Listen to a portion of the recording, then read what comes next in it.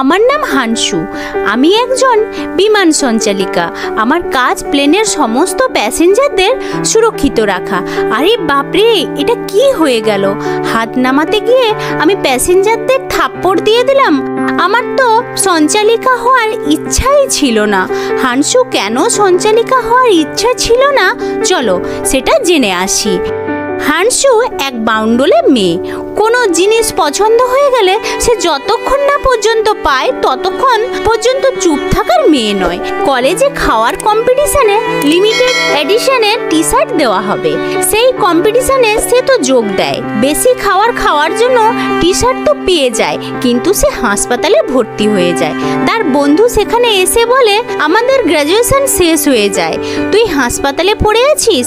আমার তো ইন্টারভিউ আসতে যায়, আমি বিমান সঞ্চালিকা হব। হানসু বলে, ইস ফালতু একটা চাকরি। তার বন্ধুটা বলে, তুই তোর জন্য একটা ভালো হ্যান্ডসাম ছেলে জোগাড় করে নে। সেই সময় কেবিনে একটা হ্যান্ডসাম ছেলে প্রবেশ করে। তাকে দেখা মাত্র হানসুর মনের ঘন্টিটা বাজতে শুরু করে দেয়। সে বিছানা থেকে এক লাফে নেমে ছেলেটার পেছন পেছন যেতে থাকে, কিন্তু ছেলেটা তাকে ইগনোর করে। হ্যান্ডসাম ছেলেটার নাম ছিল ড্যানি। তার দিকে ঘুরে পড়ে, তার কাছাকাছি চলে আসে। ড্যানি তাকে ইগনোর করে, অন্য কারোর সাথে দেখা করে, সেখান থেকে সে চলে যায়। এরপর হানসুর কাছে তার বন্ধুর ফোন আসে। সে বলে, ড্যানি বিমান সঞ্চালিকা হওয়ার জন্য অ্যাপ্লিকেশন করেছে। হানসু বন্ধুকে বলে, আমিও বিমান সঞ্চালিকা হব। তার বন্ধু বলে, তোর দ্বারা হবে না, পরীক্ষায় পাস করতে গেলে প্রচুর পরিশ্রম করতে হবে এবং হাসি মুখ নিয়ে থাকতে হবে, কিন্তু তুই তো এগুলো করবি না, কিছুই পারবি না। হানসু যে জিনিস ভেবে নেয় সে করেই ছাড়ে। সে অনেক মেহনত করে তার বিমান সঞ্চালিকার পরীক্ষায় পাস করে নেয়। আজকে তাদের ইন্টারভিউ। সে ইন্টারভিউ দিতে চলে আসে। সে লুকিয়ে লুকিয়ে ড্যানিকে দেখতে থাকে এবং মনে মনে হাসতে থাকে। হানসু ইন্টারভিউতে পাস করে যায় এবং সে জুতো হাতে তুলে লাফাতে লাফাতে চিৎকার করতে করতে চলে আসে। তাকে দেখে সবাই সেখানে অবাক হয়ে যায়। হানসুর চোখ যখন তার ক্লাসের দিকে পড়ে, সে কিছু না জানার ভান করে শান্ত মেয়ের মতো সেখানে দাঁড়িয়ে থাকে। পরের দিন সমস্ত সঞ্চালিকাকে এক জায়গাতে দেখতে পাই।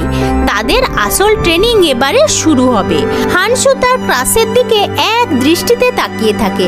সে তার ওপর থেকে চোখটাকে সরাতেই পারছিল না। মনে হচ্ছে সে বরফের মতো গলে যাবে। সে স্বপ্নের জগতে চলে যায়। সে ড্যানিকে পাইলটের বেশে দেখতে থাকে। এরপরে সিনে আমরা দেখতে পাই হানসু ও তার বন্ধু সঞ্চালিকার ড্রেস পরে নেয়। তাকে দেখতে খুবই সুন্দর লাগছিল। সেই সময় ড্যানি তার পাশ থেকে হেঁটে চলে যাচ্ছিল। তাকে দেখা মাত্র সে মোমের মতো গলে যায়। তাকে বলে, ড্যানি একটু দাঁড়াও না প্লিজ। ড্যানি দাঁড়িয়ে যায়। সেই সময় তার বন্ধু তাকে টেনে রুমের ভেতরে নিয়ে যায়। এইভাবে ডাকলে তোর কোনো ছেলে পড়বে না, তাকে তো আস্তে আস্তে পটাতে হবে। হানসু বলে, আমাকে 2 দিন সময় দে, আমি পটিয়ে নেব। আমি তো এখানে তারই জন্য এসেছি, চাকরি করতে আসিনি। এরপর ট্রেনিং শুরু হয়ে যায়। প্রথম দিনের ট্রেনিং এ হানসু বিধ্বস্ত হয়ে যায়। সে তার রুমে আসে। সে হাঁটতেই পারছিল না। কিছুক্ষণ রেস্ট নেওয়ার পরে সে একটু সুস্থ অনুভব করে। সে মনে মনে বলতে থাকে, আমার আগের জীবনটাই ঠিক। কিছুক্ষণ আরাম করার পরে সে রিল্যাক্স ফিল করে। এরপর হানসু ড্যানির রুমে চলে যায়। সেখানে ড্যানির বন্ধু হাউজিনের দরজাটা খোলে। হানসু তাকে বাইরে বের করে দিয়ে নিজে ঘরের ভেতরে ঢুকে যায়। ড্যানির কানে হেডফোন লাগানো ছিল। সে কোনো কথাই শুনতে পাচ্ছিল না। সে হাউজিনকে বলে, তুমি কি কাপড় ধুয়ে নিয়েছো? কোনো উত্তর যখন না আসে সে পেছন ঘুরে দেখেই সামনে একটি মেয়ে দাঁড়িয়ে আছে। সে থতমত খেয়ে যায়। ড্যানি জিজ্ঞেস করে, তুমি কিভাবে এলে? আমার বন্ধু কোথায়? তুমি এক্ষুনি এখান থেকে চলে যাও। হানসু বলে, আমি তোমাকে কিছু একটা কথা বলতে চাই। তুমি দেখতে খুবই সুন্দর এবং খুবই হ্যান্ডসাম। আমি চাই তুমি আমার বয়ফ্রেন্ড হয়ে যাও। বয়ফ্রেন্ড যদি না হও, বন্ধু হলেও চলবে। হানসু ড্যানিকে বলে, আমি শুধু তোমার জন্য এসেছি। সেই সময় সেখানে ম্যাডাম সু পৌঁছে যায়। তাকে জিজ্ঞেস করে, আচ্ছা তুমি এখানে তারই জন্য এসেছো? ড্যানি তাকে বাঁচিয়ে নেয়। সে বলে, হানসু হেডফোনটা নিতে এসেছিল। হানসু সেখান থেকে চলে যায়। বিমান সঞ্চালিকার কাজে এত পরিশ্রম, হানসু বিধ্বস্ত হয়ে যায়। দিন রাত কঠোর পরিশ্রম করতে থাকে। হানসু মনে মনে বলতে থাকে, না আমি আর করতে পারছি না, আমি এক্ষুনি তার কাছে যাই, এই সমস্যাটা সমাধান করে আসি। হানসুর বন্ধু বলে, এইভাবে তাড়াহুড়ো করলে হবে না, আমাদেরকে অন্য রাস্তা নিতে হবে। এরপর তারা সোশ্যাল মিডিয়া থেকে ড্যানির সমস্ত কিছু জেনে নেয়। সে তার রুম থেকে ড্যানির রুমে চলে যায়। ড্যানি খাটে বসেছিল, সে ধপ করে উঠে পড়ে। হানসু ড্যানিকে বলে, আমার একটা বন্ধু আছে, সে একটা ছেলেকে ভালোবাসে, তার নিজের জীবনের থেকেও বেশি ভালোবাসে, দিনরাত তারই কথা চিন্তা করে, পড়তে বসতে ঘুমোতে সব সময় তার কথা চিন্তা করে, তাকে প্রচুর ভালোবাসে, আমাদের উচিত তাদের সম্বন্ধে কথা বলা। তখন ড্যানি বলে, আমি তো তাদেরকে জানি না, চিনিও না, কথা বলবো কি করে? হানসু মনে মনে ভাবতে থাকে, আরে এ বোকা ছেলেটাকে নিয়ে আমি যে কি করি, তাকে কত রকমভাবে হিন্টস দেওয়ার চেষ্টা, কিন্তু কিছুই বুঝতে পারে না। রাত থেকে সকাল হয়ে গেল, সে এখনো কিছু বুঝতে পারে না হানসু কি বলতে চাইছে। হাউজেন সারা রাত রুমের বাইরে দাঁড়িয়ে আছে, বেচারা কি করবে। সকালবেলা ট্রেনিংয়ের সময় তাদের তিনজনকে দেখা যায়, তারা কেউ দাঁড়াতে পারছিল না, ঘুমে ঢুলে পড়ছিল। তাদের যখন ব্রেক হচ্ছিল তখন হানসু এবং হাউজেন দুজনে নাক ডাকিয়ে ঘুমাচ্ছিল। এরপর ড্যানি মিস সুকে সরি বলে, এরপর থেকে এরকম কোনো দিন হবে না। রাত্রিবেলা ড্যানির রুমে আবারও হানসু পৌঁছে যায়। ড্যানি ভয় পেয়ে পর্দার পেছনে লুকিয়ে যায়। হানসু তাকে খুঁজতে থাকে, দেখে পর্দার পেছনে লুকিয়ে আছে। হানসু ড্যানিকে বলে, আজকের ওয়েদারটা খুব সুন্দর, আমরা দুজনে চাঁদ দেখব। ড্যানি কিছু করার ছিল না, সে ভয় পেয়ে যায়, না গেলেও উপায় নেই, তাই সে ছাদে চলে যায় এবং তারা দুজন চাঁদ দেখতে থাকে। হানসু ড্যানিকে বলে, আমি তোমাকে কিছু একটা কথা বলতে চাই। ড্যানি তাকে বলে, এই মুহূর্তে আমি আমার নিজের কাজটাকে বেশি প্রাধান্য দিতে চাই, আমি নিজের কেরিয়ারটা এখন গড়তে চাই। পরের দিন হানসু তার বন্ধুকে বলে, আমি সারা রাত ড্যানির সাথে কাটিয়েছি, তাকে কালকে জিজ্ঞেস করেছিলাম আমি তোমাকে ভালোবাসি, কিন্তু সে আমাকে একটাই কথা বলল, আমি এখন আমার কেরিয়ারের দিকে ফোকাস করতে চাই। হানসুর বন্ধুটা বলে, তুই এখনো বুঝলি না, সে তোকে না বললো, কেন বেকার তার পেছনে পড়ে আছিস, আমারও সময়টা নষ্ট করছিস। সারাদিনের কাজের পর হানসু বিধ্বস্ত হয়ে যায়, সে বিছানায় পড়ে ঘুমাচ্ছিল। তার বন্ধু তাকে জিজ্ঞেস করে, আজকে ড্যানির সাথে দেখা করতে যাবি না? সে বলে, না, আমার শরীরটা ভালো লাগছে না। সেই সময় দরজাটা খটখট করে ওঠে, দরজাটা খুলে দেখতে পায় ড্যানি দাঁড়িয়ে আছে। হানসু এক ঝটকায় উঠে যায়, সারাদিনের পরিশ্রম যেন কোথায় গায়েব হয়ে গেছে। এরপর ড্যানি এবং হানসু সামনাসামনি বসে থাকে, তারা একে অপরকে দেখে লজ্জা পাচ্ছিল। এরপর ড্যানি বলে, আমি তোমাকে একটা কথা জিজ্ঞেস করতে চাই।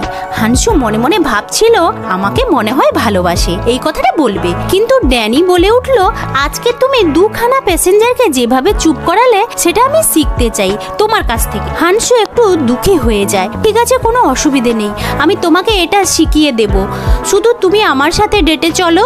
এরপর হানসু এবং ড্যানি তারা একে অপরের সাথে ডেট করার জন্য একটা জায়গায় এসে পৌঁছালো। ড্যানির এই জায়গাটা পছন্দ হলো না, কিন্তু হানসু প্রায় আসে।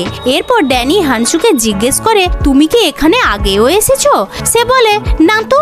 এরপর ওয়েটারকে একটা ড্রিঙ্কস দিতে বলে, এই নিন ম্যাডাম, এটা আপনার ফেভারিট ড্রিঙ্কস। হানসু লজ্জায় পড়ে যায়, তার মানে সে আগেও এখানে এসেছে। হানসুকে দেখে যতটা সরল মনে হয় অতটা কিন্তু সরল নয়। সেই সময় একটা ছেলে এসে হানসুকে বলে, কিরে, অনেকদিন পরে দেখা হলো, এটা কি তোর বয়ফ্রেন্ড নাকি? একটু পরিচয় করিয়ে দে। ড্যানি ভয় পেয়ে যায়, সে ওয়াশরুমে চলে যায়। অন্যদিকে ড্যানি এবং হানসুর বন্ধুকে দেখতে পাই তারা রুমের বাইরে বসেছিল। কি বা করবে, তারা দুজন প্রেমের পাখি, যতক্ষণ না আসে ততক্ষণ তাদের বাইরেই থাকতে হবে, কারণ রুমের চাবি তাদের কাছে আছে। সেই সময় সেখানে মিসু, ড্যানি ও হানসু পৌঁছে যায়। তারা দুজনে ধরা পড়ে যায়। হানসু কোনো রকম ভাবে মিসুর হাত থেকে পার পেয়ে যায়। পরের দিন ড্যানি হানসুর কাছে পৌঁছে যায়, তাকে বলে, তুমি তো আমাকে বললে না প্যাসেঞ্জারের প্রবলেমটা কিভাবে সলভ করব। এরপর হানসু বলে, ঠিক আছে, একটু অপেক্ষা করো, আমি তোমাকে সবকিছু শেখাচ্ছি। তাদের ট্রেনিংটা শুরু হয়ে গেছিল। নকল প্যাসেঞ্জাররাও ওই জায়গায় এসে গেছিল। দেখে মনে হচ্ছিল যেন সব আসল। তাদের মধ্যে কিছু প্যাসেঞ্জার যারা নোংরামি করছিল। হানসু এসে খুবই সুন্দরভাবে তাদের প্রবলেম সলভ করে। এই সব কিছু দেখে ড্যানি ইমপ্রেস হয়ে যায়। মজার কথা হলো বিমান সঞ্চালিকা হওয়ার স্বপ্ন ড্যানির আছে, কিন্তু সে এমন একজনের কাছ থেকে শিখতে চাইছে যার এই ব্যাপারে কোনো ইন্টারেস্ট নেই। পরের সিনে হাউজেন ড্যানিকে বলে, ভাই তুমি দেখেছো হানসু প্লেনের ভিতরে সবাইকে কিভাবে চুপ করিয়ে দেয়? আমার নজরটা কিন্তু তোমার দিকেই ছিল, কিন্তু তোমার নজর হানসুর দিকে ছিল। তুমি তাড়াতাড়ি যাও, পাশের টেবিলে বসে আছে, তার সঙ্গে গিয়ে কথা বলো। ড্যানি হানসুর কাছে এসে বলে, তুমি যেভাবে প্যাসেঞ্জারদের সামলাচ্ছ এটা একদমই ঠিক নয়, মনে হচ্ছে যেন গুন্ডামি করছো। আমি এখানে বিমান সঞ্চালিকা হতে আসিনি। ড্যানি বলে, তাহলে আমি চলে যাচ্ছি। সেই সময় হানসু দাঁড়িয়ে পড়ে, তাকে বলে, তুমি কি কালকে আমার সাথে একটু দেখা করতে পারবে? ড্যানি বলে, না। হানসু বলে, ঠিক আছে, কালকে তাহলে দেখা করছি। পরের দিন তারা দুজনে একসাথে ছিল। হানসু তার ক্রাশ ড্যানির থেকে নিজের চোখটা সরাতেই পাচ্ছিল না, সে তাকে দেখতেই থাকে। এরপর হানসু ড্যানিকে তার গোপন ডেরায় একের পর এক নিয়ে যেতে থাকে। প্রথমে গেম জোনে নিয়ে যায়, তারপরে অন্য জায়গায় নিয়ে যায়। এইভাবে সে একের পর এক জায়গায় নিয়ে যেতে থাকে। রাত হয়ে যায়, তারা এক জায়গায় বসে থাকে। হানসু বলে, আজকে আমি খুবই খুশি। হানসু ড্যানিকে বলে, তুমি বিমান সঞ্চালিকা কেন হতে চাও? আমি প্রথমে এটা হতে চাইছিলাম না, কিন্তু যখন দেখলাম এটাতে পয়সা আছে, আমি আমার ফ্যামিলিকে সাপোর্ট করতে চাই, কারণ আমি গ্রামের ছেলে। হানসু বলে, তোমার তো একটা ফ্যামিলি আছে যে তোমাকে খুবই ভালোবাসে, কিন্তু আমার মা বাবা বিদেশে থাকে, আমার জন্য তাদের একটুও সময় নেই, সারা জীবন তারা টাকার পেছনে ছুটে। হানসু ড্যানিকে বলে, আজ অবধি তুমি কটা মেয়ের সাথে ডেট করেছো? তুমি এরকম প্রশ্ন কেন জিজ্ঞেস করছো? হানসু বলে, তাহলে তোমার এত হ্যান্ডসাম হয়ে লাভ কি? তুমি যদি কারোর সাথে ডেট না করো, আমাদেরকে একটা সুযোগ তো দাও। এখন আমরা বন্ধু হয়ে গেছি, তুমি আমাকে বলতে পারো, কোনো অসুবিধে নেই। ড্যানি লজ্জা পেয়ে যায়। ড্যানি বুঝতে পেরে যায় মেয়েটা কোনো একটা খারাপ কাজ করতে পারে। এরপর হানসু ড্যানির দিকে এগিয়ে আসে, তাকে কিস করার জন্য চেষ্টা করতে থাকে। ড্যানি এটা বুঝতে পেরে সেখান থেকে ছুটতে পালিয়ে যায়। পরের দিন সকালবেলা হাউজেন ড্যানিকে বলে, আচ্ছা বস, তোমার মুডটা আজকে খারাপ কেন? ড্যানি বলে, তুমি কি কোনোদিন কোনো মেয়েকে ভালোবেসেছো? আমার একজন বন্ধু, সে একটা মেয়েকে ভালোবাসে, কিন্তু সে কি করবে বুঝতে পারছে না। হাউজেন বলে, তুমি মিথ্যে কথা বলছো, আমি জানি সেটা তোমার বন্ধু না, সেটা তুমি নিজে। হাউজেন তাকে বলে, এবার আমি বুঝতে পেরেছি, তুমি সারা রাত ঘুমোতে পারো না, তুমি সারা রাত তার কথাই ভাবতে থাকো, কাজে কোনো রকম ভাবে মনোযোগ দিতে পারছো না, এটাকেই তো ভালোবাসা বলে। ড্যানি বলে, হ্যাঁ ঠিকই বলেছো, এই ভয়ঙ্কর লক্ষণগুলো আমার বন্ধুর মধ্যে দেখা দিয়েছে। হাউজেন বলে, তুমি মিথ্যে কথা বলছো, তুমি হানসুকে ভালোবেসে ফেলেছো। পরের দিন ড্যানি হানসুর বন্ধুর কাছে যায়, তাকে গিয়ে হানসুর ব্যাপারে সমস্ত কিছু জিজ্ঞেস করে, সে কি ভালোবাসে। তার বন্ধুরা বলে, ঠিক আছে তুমি লিখতে শুরু করো। এমন একটা মেয়ে যে নিজের পথ থেকে কখনো বিচলিত হয় না, সে যেটা মনে করে সেটা সে পেয়েই ক্ষান্ত হয়, হয়তো দেখবে সেটা পরের দিন ডাস্টবিনে পড়ে আছে। ড্যানি ভয় পেয়ে যায়, সে মনে মনে ভাবতে থাকে, আমাকেও যদি ডাস্টবিনে ফেলে দেয়। ড্যানি হানসু কোথায় যায়, কি করে না করে সমস্ত কিছু একটা ডায়েরিতে লিখে নেয়। হানসুর ব্যাপারে জিজ্ঞাসাবাদ করতে করতে সে ক্লান্ত হয়ে যায়। এরপর হানসুর বন্ধুরা সেখান থেকে চলে যায়। আমরা দেখতে পাই মামলাটা উল্টো পাল্টা হয়ে যায়। প্রথমে হানসু ড্যানির পিছু পিছু ঘুরতো, কিন্তু এখন কি দেখতে পাচ্ছি, আজকে ছুটির দিন, রাত্রিবেলা সমস্ত বন্ধু এক জায়গায় বসে পার্টি করছিল। ড্যানি এক দৃষ্টিতে তাকিয়ে থাকে, কিন্তু হানসু তার দিকে একদমই তাকাচ্ছিল না। হানসু ড্যানিকে বলে, তুমি জুস খাও। ড্যানি লজ্জা পেয়ে যায়, সে রেগে সেখান থেকে চলে যায়। হানসুর বন্ধুরা বলে, ড্যানির মুডটা অফ হয়ে গেছে।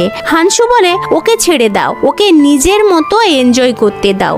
ড্যানি পাশে দাঁড়িয়েছিল, সে সমস্ত কিছু দেখছিল, শুনছিল। তার অবস্থাটা একদমই ঠিক ছিল না, হবেই বা কি করে, মেয়েটা তাকে সমানে ইগনোর করছিল। হানসুর জন্য অপেক্ষা করতে করতে ড্যানি সেখানে ঘুমিয়ে পড়ে। পরের দিন সকালবেলা জিম রুমে ড্যানি ঝিমিয়ে বসেছিল। তার বন্ধু তাকে বলে, বস তোমাকে দেখে খুবই ক্লান্ত মনে হচ্ছে। সেই সময় সেখানে হানসু এসে যায়। হানসুকে দেখা মাত্র ড্যানি 2.5 কিলোর একটা ডাম্বেল নিয়ে এক্সারসাইজ করতে থাকে। এরপর হানসু তার থেকে বেশি ওজনের ডাম্বেল তুলে সেখান থেকে চলে যায়। তারা হাঁ করে দেখতে থাকে। সকালবেলা ড্যানি বাস্কেটবল গ্রাউন্ডে বাস্কেটবল খেলছিল। হানসুকে দেখা মাত্র ড্যানি আরও ভালো করে খেলতে থাকে, কিন্তু সে বাস্কেটের গোল করতে পারে না। বলটা এক জায়গায় আটকে যায়। ড্যানি বলটা নামানোর অনেক চেষ্টা করে, কিন্তু পারে না। হানসু এসে তার জুতোটা ছুঁড়ে দিয়ে বলটাকে নামিয়ে দেয়। ড্যানি দাঁড়িয়ে থাকে। হানসুকে ইমপ্রেস করার আরেকটা চেষ্টা বেকার হয়ে যায়। পরের দিন ড্যানি হানসুকে ইমপ্রেস করার জন্য একটা বারে পৌঁছায়। ড্যানি 1 বোতল শেষ করার পরে আরেক বোতল অর্ডার দেয়। হানসু সব বুঝতে পেরে যায়। এরপর ড্যানি সেখানে বমি করে দেয়। ড্যানি বন্ধু ড্যানিকে বলে, ভাই যদি নেশা করতে না পারবি তাহলে বেকার এত খাস কেন? এরপর হাউজেন ড্যানিকে নিয়ে রুমে চলে আসে। ফ্ল্যাশব্যাক সিনে দেখতে পাই ড্যানিকে হানসু বলে, তুমি এটা করো, আমি 24 ঘন্টা মন দিয়ে কাজ করার চেষ্টা করছি। আমি তোমার মতো একজন বিমান সঞ্চালিকা হতে চাই। আমি চাই তুমি এই সুযোগটা মিস করো না। বিমান সঞ্চালিকাদের জন্য ড্যানি এবং হানসুর বন্ধু চান্স পেয়ে গেছিল, কিন্তু হানসুর বন্ধু আজকে আসতে পারবে না। সে বলে, আমার যেতে ইচ্ছে করছে না, তার বদলে তুমি চলে যাও। এরপর হানসু স্টুডিওতে পৌঁছে যায়। তারা দুজনে ফটোশ্যুট কমপ্লিট করে। হানসু এবং ড্যানি একসঙ্গে বসেছিল। সেই সময় ড্যানির কাছে কেউ একজন এসে বলে, স্যার আজকে ক্যাপ্টেন ফটোশ্যুটের জন্য আসতে পারেনি, আপনি কি পাইলট হতে চাইবেন? পাইলটের পোশাকটা যখন দেখে ড্যানি চিন্তা করতে থাকে। আমরা প্রথমে দেখেছি ড্যানিকে ককপিটে অনেকবার দাঁড়িয়ে থাকতে। হানসু হঠাৎ করে উঠে পড়ে। সে বলে, কি সুন্দর ইউনিফর্মটা, আমাদের ইউনিফর্মের থেকেও দেখতে অনেক সুন্দর। ড্যানি পোশাকটা পরে নেয় এবং ফটোশ্যুট করে নেয়। হানসু তার দিকে তাকিয়েছিল এবং মনে মনে বলতে লাগলো, কি সুন্দর দেখতে লাগছে। সে ড্যানিকে বলে, আমি তোমাকে বলেছিলাম না তুমি দেখতে খুবই সুন্দর লাগবে এবং হ্যান্ডসাম লাগবে। এরপর হানসু ড্যানিকে টেনে নিয়ে গিয়ে আয়নার সামনে দাঁড় করিয়ে দিয়ে তাকে বলে, দেখো তোমাকে খুব সুন্দর লাগছে। কিন্তু ড্যানি কোনো উত্তর দেয় না, সে চলে যায়। তার মন খুব খারাপ ছিল। পরের সিনে তাদের সমস্ত বন্ধুদের একসঙ্গে দেখতে পাই। ড্যানি চুপ ছিল। সমস্ত বন্ধুরা জন্মদিনের প্ল্যান করতে থাকে। কথা বলতে বলতে হানসুর ঘুম পেয়ে যায়। সে ড্যানির কাঁধে মাথা রেখে ঘুমিয়ে পড়ে। তাদের বন্ধুরা যখন এই রোমান্টিক সিনটা দেখে তারা বুঝতে পেরে যায়। তারা সেখান থেকে চলে যায়। ড্যানির হার্টবিটটা ক্রমশ বাড়তে থাকে। এরপর ড্যানি হানসুকে পিঠে চাপিয়ে সেখান থেকে যেতে লাগলো। ড্যানি হানসুর সাথে কথা বলতে হানসু এক্সাইটেড হয়ে ড্যানিকে জড়িয়ে ধরে। সিনটা রোমান্টিক হয়ে যায়। তারা কিস করতে যাবে, সেই সময় হানসু সেখান থেকে ছুটে চলে যায় এবং দূরে গিয়ে বমি করতে থাকে। আজকে ম্যাডাম সুর জন্মদিন। তার মতো ভালো ম্যাডামের জন্য সারপ্রাইজ দেওয়াটা খুবই জরুরি ছিল। সমস্ত বন্ধুরা জন্মদিন সেলিব্রেট করার জন্য প্ল্যান করতে থাকে। হানসু খুবই এক্সাইটেড ছিল। ড্যানি বলে, 2টো বেজে গেছে, গান বাজনা বন্ধ করো, চলো আমরা ম্যাডামের সাথে গিয়ে দেখা করি। তারা দুজনে জিমে পৌঁছে যায়। হানসু এক কোণে লুকিয়েছিল। সেই সময় ম্যাডাম সু চলে আসে। ড্যানিকে জিজ্ঞেস করে, তোমার ভালোবাসার পাখি কোথায়? ড্যানি বলে, আজকে সে আসবে না, সে সারাদিন কান্না করছে, আমি জানি না, তাকে জিজ্ঞেস করলেও বলে না। ম্যাডাম সু বলে, হানসু পরীক্ষাতে রেজাল্ট ভালো করেছে। এরপর ড্যানি ম্যাডামকে বলে, আমি আপনাকে একটা ঠিকানা দিচ্ছি, আপনি ওখানে গিয়ে হানসুর সাথে দেখা করে আসুন। এরপর ম্যাডাম সুকে ড্যানি যে জায়গার ঠিকানা দিয়েছিল সেই ঠিকানায় পৌঁছে যায়। যেমনি ম্যাডাম সেখানে পৌঁছে যায় তখনই সমস্ত বন্ধুরা বেরিয়ে চলে আসে এবং ম্যাডামকে জন্মদিনের শুভেচ্ছা দিতে থাকে। হানসুর হাতে কেক ছিল, সে ম্যাডামকে দিতেই যাচ্ছিল। সেই সময় পা পিছলে কেকটা শূন্যে উঠে যায়। এটা ম্যাডামের মুখে পড়তেই যাচ্ছিল, তার আগে হানসুর বন্ধু ঠিক সময়ে এসে কেকটা ধরে নেয়। মনে হচ্ছিল সব কিছু ঠিক হয়ে গেছে। সেই সময় হানসু ছুটে চলে আসে এবং কেকটা ম্যাডামের মুখে গিয়ে লাগে। লাগে, সব গড়বড় হয়ে যায়, জন্মদিনটা বেকার হয়ে যায়। এরপর ম্যাডাম জন্মদিনটা সেলিব্রেট করতে আরম্ভ করে দেয় এবং তারা নিজেদের মধ্যে কেক ছোড়াছুড়ি করতে শুরু করে দেয়। সারা দিনটা সেলিব্রেট করার পরে তারা সবাই এক জায়গায় বসেছিল। ম্যাডাম তাদেরকে ধন্যবাদ জানায়। সূর্য ডোবার সাথে সাথে আবহাওয়ার পরিবর্তন হয়ে যায়, পরিবেশটা ঠান্ডা হতে থাকে। হানসু একা বসেছিল। ড্যানি তার কাছে পৌঁছে যায়, তাকে একটা চাদর জড়িয়ে দেয়। হানসু ড্যানিকে রোমান্টিকভাবে দেখতে লাগছিল। সে ড্যানিকে অনেক রোমান্টিক কথাবার্তা বলতে থাকে। ড্যানি লজ্জা পেয়ে যায়। তারা কাছাকাছি আসতে শুরু করছিল, সেই সময় হঠাৎ করে সেখানে সুয়ান চলে আসে। সে বলে, চলো আমরা তিনজন মিলে একটা সেলফি নিয়ে নিই। হানসু বলে, তোর কি আসার সময় নেই? তোকে এই সময়টাই আসতে হবে। এরপর তারা সবাই একসাথে মিলে গ্রুপ ফটো নেয়। তারপর ম্যাডাম সুর কাছে একটা ফোন আসে। সেখানে বলা হয় এজেন্সি নতুন নিয়ম করেছে, প্রত্যেকটা ব্যাচ থেকে 4 জন করে নেবে, কিন্তু তারা আছে 5 জন, কি করে হবে? ম্যাডাম চাইছিল না এদের মধ্যে থেকে কাউকে বাদ যেন যায়। এরপর ম্যাডাম তাদের সবাইকে পুরো ঘটনাটা খুলে বলে। হানসু বলে, তার মাঝে আমাদের মধ্যে থেকে একজনকে তো এ কাজটা ছাড়তেই হবে। ঠিক আছে, কোনো অসুবিধে নেই, আমি ছেড়ে দিচ্ছি। এমনিতেও আমি বিমান সঞ্চালিকা হওয়ার জন্য আসিনি, আমি এখানে শুধুমাত্র ড্যানির জন্য এসেছিলাম। ম্যাডামকে বলে, আমি গিয়ে এক্ষুনি আমার জিনিসপত্রগুলো গুছিয়ে নিচ্ছি। ড্যাডি বলে, এখন কোনো ডিসিশন হয়নি, তুমি দাঁড়াও। সবাই দুঃখী হয়ে যায়। হানসু তারপর বাড়ি চলে আসে। এরপর আমরা হানসুকে দেখতে পাই, সে রুমের ভেতরে খুবই কান্না করছিল। বলছিল, আমি কেন কাঁদছি? আমি তো বিমান সঞ্চালিকা হওয়ার জন্য আসিনি, আমি ড্যানিকে পেয়েছি, তাহলে আমি কেন কাঁদছি? আমি আমার গোলটা তো অ্যাচিভ করে নিয়েছি। সকাল হয়ে গেছে, হানসু এখনও দুঃখী ছিল। তার বন্ধুরা দেখা করার জন্য চলে আসে। তারা বলে, তুমি এত বড় ডিসিশন কিভাবে নিতে পারলে? এরপর হানসু তাদের বন্ধুকে বলে, তোমরা আমার বাড়িতে এই প্রথমবার এলে, আমি তোমাদের আমার ঘরটা দেখিয়ে দিই। হানসু খুশি ছিল, কিন্তু তার বন্ধুরা মোটেও খুশি ছিল না। তোমরা এত দুঃখী কেন? তোমাদের কি আমার ঘরটা ভালো লাগেনি? এরপর হানসু তাদেরকে বলে, এবারে আমি তোমাদেরকে আমার আসল রুমটা দেখাই, আশা করি তোমাদের ভালো লাগবে। তোমরা প্রথমবার আমার বাড়িতে এসেছো, তোমরা দাঁড়াও, আমি তোমাদের জন্য রান্নাঘর থেকে কিছু ফল নিয়ে আসি। হানসু রান্নাঘরে চলে আসে। এরপর ড্যানি বন্ধুরা ড্যানিকে বলে, ভাই তুই যা, তুই তাকে বোঝা, আমি বিমান সঞ্চালিকা হওয়ার জন্য আসিনি, আমি তোমাকে পাওয়ার ছিল, আমি তোমাকে পেয়ে গেছি। ড্যানি বলে, তুমি চিন্তা করো না, ম্যাডাম কোম্পানিতে গেছে আমাদের ব্যাপারে কথা বলার জন্য। হানসু এসব কথা বলছিল, কিন্তু ভেতর থেকে সে খুবই দুঃখী ছিল। তার ইচ্ছাই করছিল না সমস্ত বন্ধুবান্ধবদের ছেড়ে যেতে। তার বন্ধুরা বলে, তুই চিন্তা করিস না, আমরা সবাই মিলে এই সমস্যাটার সমাধান করে নেব। আমি জানি তুমিও বিমান সঞ্চালিকা হতে চাও, আমাদের কাছ থেকে লুকানোর একদমই চেষ্টা করো না। তাদের কথা শুনে খুব জোরে জোরে কাঁদতে থাকে। হানসু বলে, আমিও ড্যানির জন্য এসেছিলাম, কিন্তু আমি কি করে জানবো তোমরা সবাই আমার ফ্যামিলি? আমি কখনোই চাইবো না তোমাদের মধ্যে থেকে কেউ চলে যাক। সেই সময় ম্যাডাম সু পৌঁছে যায়। সে বলে, দরজা খোলা ছিল, সেই জন্য আমি ভেতরে ঢুকে গেলাম। হানসু এত কাঁদছে কেন?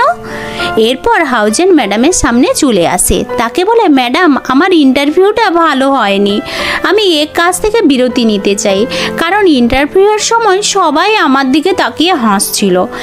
এরপর একে একে সবাই চলে গেছে। ম্যাডামকে বলতে থাকে, আমাকে বের করে দাও। ম্যাডাম বলে, তোমরা এত চিন্তা করছো কেন? কোম্পানি বলেছে তোমাদের কাউকে কোম্পানি থেকে বের করা হবে না। এটাই শোনার বাকি ছিল। সমস্ত বন্ধুরা একসঙ্গে খুশি হয়ে যায় এবং তারা আনন্দ করতে থাকে।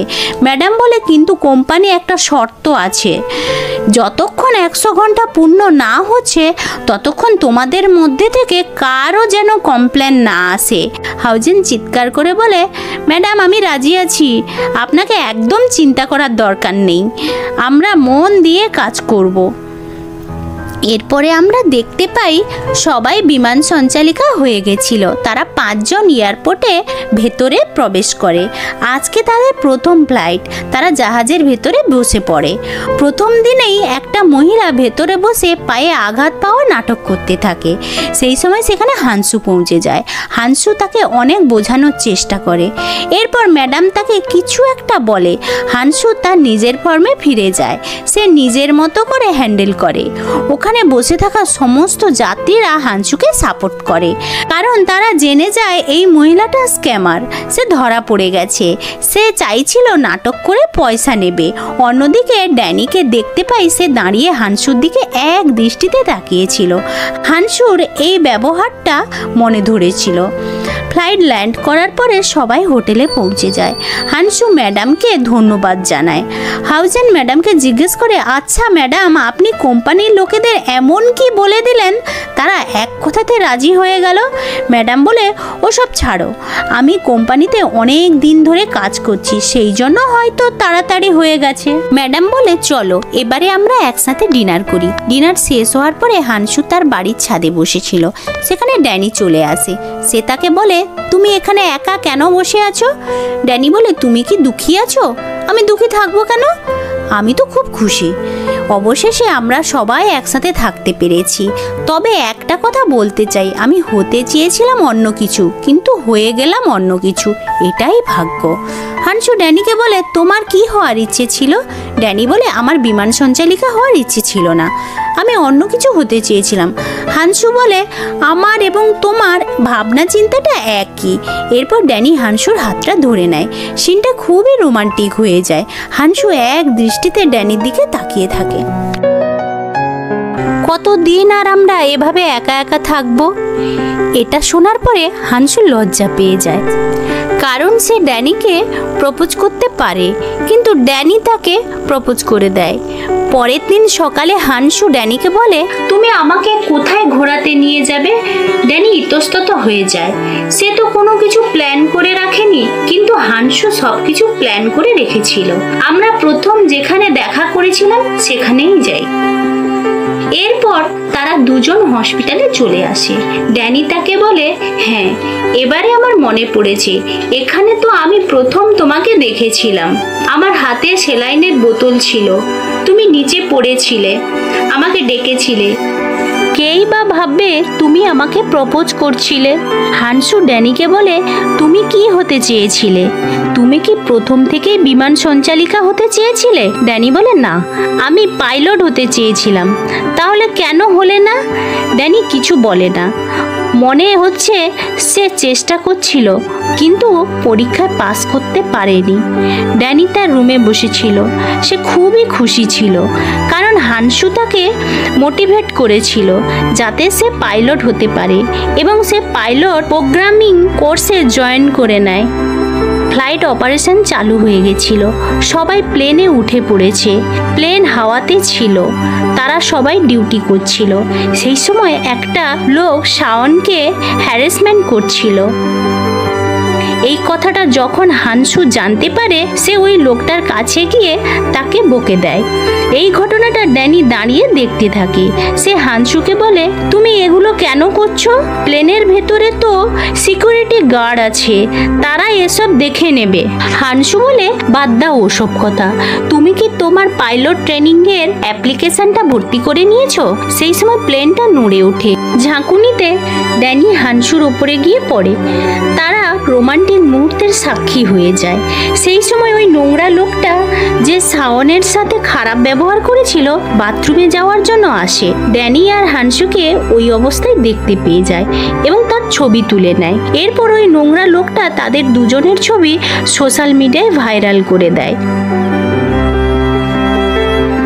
প্রচুর পরিশ্রম হওয়ার জন্য হানসু তার রুমে ঘুমিয়েছিল। হঠাৎ করে সেখানে ড্যানি চলে আসে। হানসু বলে, তুমি এখানে কি করছো? তুমি পরীক্ষা দিতে যাবে না? ড্যানি বলে, আজকে নয়, পরের বছর ট্রাই করব। এরপর হানসু ড্যানিকে বাইরে নিয়ে যায়। হানসু বলে, তুমি এই সুযোগটা কেন মিস করছো? এরপর ড্যানি হানসুকে ওই ভিডিওটা দেখিয়ে দেয়। অন্যদিকে অফিসের অফিসার চলে আসে। ইনভেস্টিগেশনের করার জন্য তারা হানসুর সাথে কথা বলতে চাইছিল। ম্যাডাম সু ছাত্রছাত্রীরা তাদেরকে অনেক বোঝানোর চেষ্টা করে, কিন্তু তারা কিছু বুঝতে চাইছিল না। তারা বলে, যতক্ষণ না এই মামলাটা ঠিক না হচ্ছে ততক্ষণ তোমরা কেউ ডিউটি করতে পারবে না। ড্যানি আর হানসুর ভিডিওটা ভাইরাল হয়ে গেছিল। সোশ্যাল মিডিয়াতে তাদের চর্চা চলছিল, কিন্তু এতে হানসুর কিছু যায় আসে না। ড্যানি জিজ্ঞেস করে, এটা কে করতে পারে? হানসু মনে করতে থাকে, হ্যাঁ, ওই লোকটাই তো করতে পারে।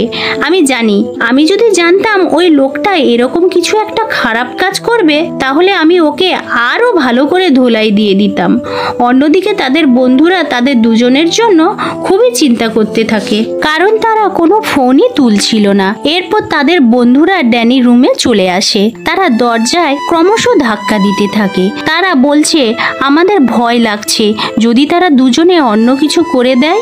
অন্যদিকে ড্যানি হানসুকে দেখতে পাই। ড্যানি হানসুকে নুডলস বানিয়ে দেয়। হানসু নুডলস খেতে খেতে কাশতে থাকে। টিস্যু পেপার দিয়ে তার মুখটা মুছে দেয়। এরপর তারা রান্নাঘরে টেবিল টেনিস খেলতে থাকে। মনে হচ্ছে যেন এই ঘটনাটা তাদের মনে কোনো প্রভাব ফেলতে পারেনি, কিন্তু বন্ধুরা চিন্তা করতে থাকে, ড্যানি কেন দরজাটা খুলছে না। এরপর হাউজেন ভিতর থেকে কিছু একটা আওয়াজ পায়। জানালা দিয়ে দেখে অবাক হয়ে যায়। ভেতরে ঢুকে তাদের ক্লাস নিতে থাকে। হানসু বলে, আমি ভুল করেছি, কিন্তু তোমরা কেন এর জন্য ভুক্তভোগী হবে?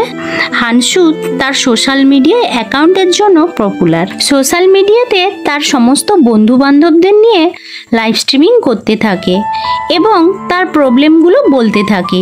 অন্যদিকে ম্যাডাম সু সমস্ত দোষ নিজের উপরে নিয়ে নেয়, কিন্তু ড্যানির বন্ধুরা মনে করে তারা সোশ্যাল মিডিয়াতে বলেছিল বলেই সব ঠিক হয়ে গেছে।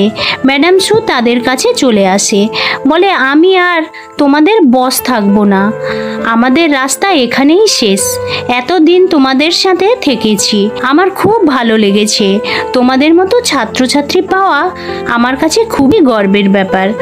হানসু বলে, ম্যাডাম, আমাদের ভুলের জন্য আপনি কেন চাকরি ছেড়ে যাবেন? পরিবেশটা খুবই ইমোশনাল হয়ে যায়। সবাই ম্যাডাম সুকে বোঝাচ্ছিল, কিন্তু কিছু করার নেই, যা হওয়ার হয়ে গেছে। ম্যাডাম সু বলে, আমি তো সারা জীবন তোমাদের সাথে কাজ করতে পারবো না। কেন ম্যাডাম, আমরা চাই সারা জীবন আপনি আমাদের সাথে থাকুন, প্লিজ আপনি আমাদের ছেড়ে যাবেন না। তারা সবাই ম্যাডাম সুকে জড়িয়ে ধরে। রাতে 2টো বেজে গেছে। হানসুর ঘুম আসছে না। সে নিজেকে খুব দোষ দিচ্ছিল। ড্যানি বলে, তুমি চিন্তা করো না, আমি তোমার সাথে সারা জীবন থাকবো। হানসু বলে, তুমি পাইলটের পরীক্ষা দাওনি কেন? ড্যানি বলে, আমি ওটা দিতে চাই না, কারণ আমি তোমার সাথে থাকতে চাই। হানসু বলে, আমি এটা চাই না, আমি চাই তুমি পরীক্ষাটা দাও। ম্যাডাম সু আমাদের ছেড়ে চলে গেছে। সব কাজের মূলে আমি, সব খারাপ কিছু আমার জন্যই হচ্ছে। হানসু বলে, আমি আর সহ্য করতে পারছি না। হানসু বলে, ড্যানি, তুমি পাল্টে গেছো, তুমি আর আগের মতো নেই। এরপর হানসু সেখান থেকে রেগে চলে যায়। তাদের দুজনের মধ্যে দূরত্ব বেড়ে যায়। ম্যাডাম সু চলে যাওয়ার পরে শাওন ম্যাডাম সুর পোস্টটা পেয়ে যায়। সবাই দুঃখী ছিল, কারণ সবাই ম্যাডামকে খুবই মিস করছিল। সবাই রেডি ছিল টেক অফ করার জন্য। পরে একটা লোক হঠাৎ করে অসুস্থ হয়ে যায়, কিন্তু প্লেন কোনো রকমভাবে ল্যান্ড করা সম্ভব ছিল না। ভাগ্য ভালো প্যাসেঞ্জারদের মধ্যে একজন ডাক্তার ছিল। সে এসে ওই লোকটাকে চেক করে এবং তার প্রবলেমটা বুঝতে পেরে যায়।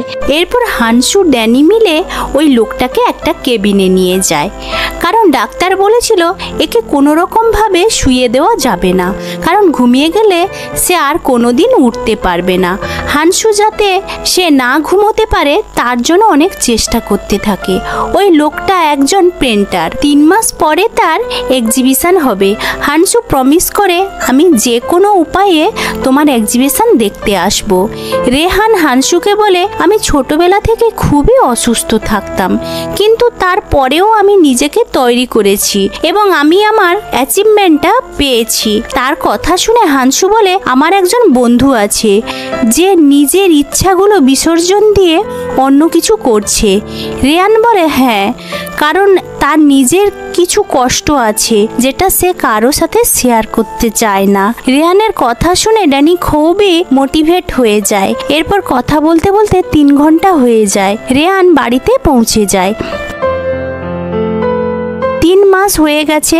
হানসু এবং তার বন্ধুরা ডিউটি করছিল।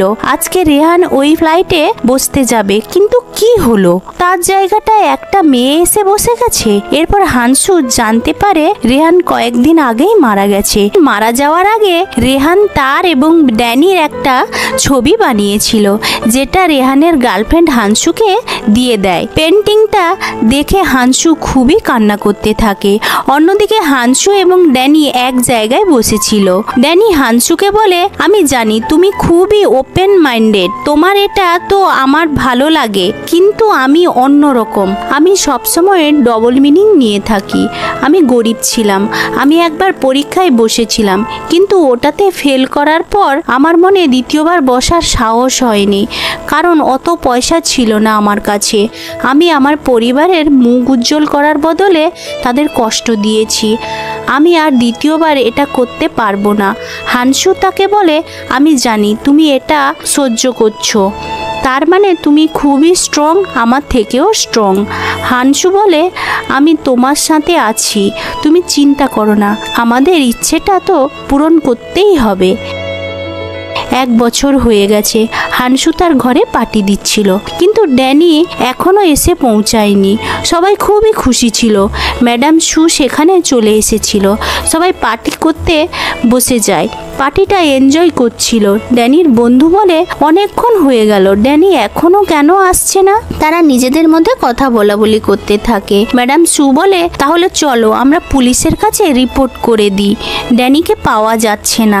তখন হানসু বলে, ম্যাডাম এরকম কেন ইয়ার্কি করছেন আমার সাথে? ড্যানি কোথাও যায়নি, ড্যানি কিছু একটা প্রস্তুতি করছে। তার বন্ধুরা বলে, ও তোমরা লুকিয়ে লুকিয়ে বিয়ে তো করে নাওনি, আমাদের সারপ্রাইজ পার্টি দেবে। কিন্তু একটা কথা তো ঠিক, ড্যানি কোথায় গেছে? সে কি আদৌ আসবে?